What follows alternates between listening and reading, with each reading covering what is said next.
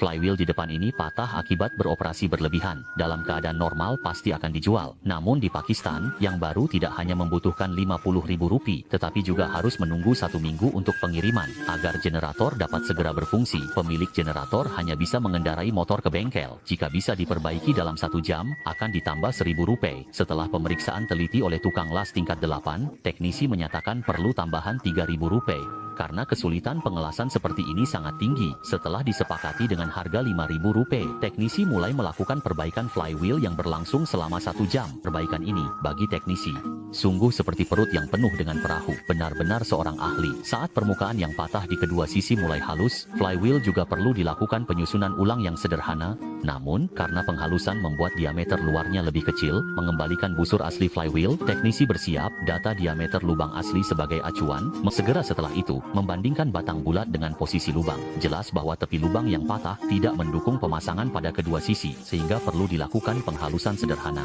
Untuk memastikan flywheel dapat sepenuhnya menempel pada dinding lubang, agar data flywheel tidak akan berubah, membandingkan tingkat kedua sisi menggunakan batu sudut untuk hindari perbedaan tinggi pada sambungan kedua sisi. Setelah yakin tidak ada kesalahan, titik sambungan akan dilas untuk mengamankan, agar permukaan kontak bagian dalam juga dapat menahan beban. Sang ahli akan menggunakan mata bor untuk membuat lubang, untuk menembus secara horizontal di kedua sisi. Untuk menghubungkan batang baja, dinding dalam tidak dapat dilas, kekuatan bisa ditingkatkan. Setelah melalui pengeboran yang teliti oleh sang ahli, karena perlu menyisipkan baja bulat dengan nomor tembaga untuk menghubungkan, juga harus melakukan pemrosesan pemotongan pada baja bulat yang telah disiapkan sesuai dengan ukuran luar mata bor. Baja bulat ini setara dengan paku keling besar, sehingga flywheel yang telah diperbaiki melalui pengelasan pada celah dapat menjadi lebih tahan lama.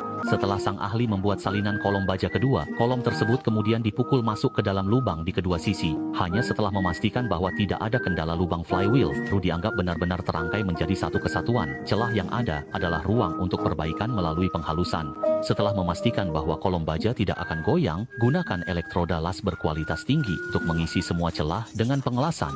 Namun, karena kolom baja telah disiapkan untuk posisi pengelasan, kedua lubang juga harus dilakukan pengelasan. Tidak hanya dapat berfungsi sebagai pembatas untuk kolom baja, tetapi juga tidak akan mempengaruhi tepi flywheel. Namun, tinggi bagian yang menonjol dapat mempengaruhi datar, sehingga bagian yang menonjol harus dipoles menggunakan mesin gerinda sudut dengan permukaan tepi sebagai standar penghalusan.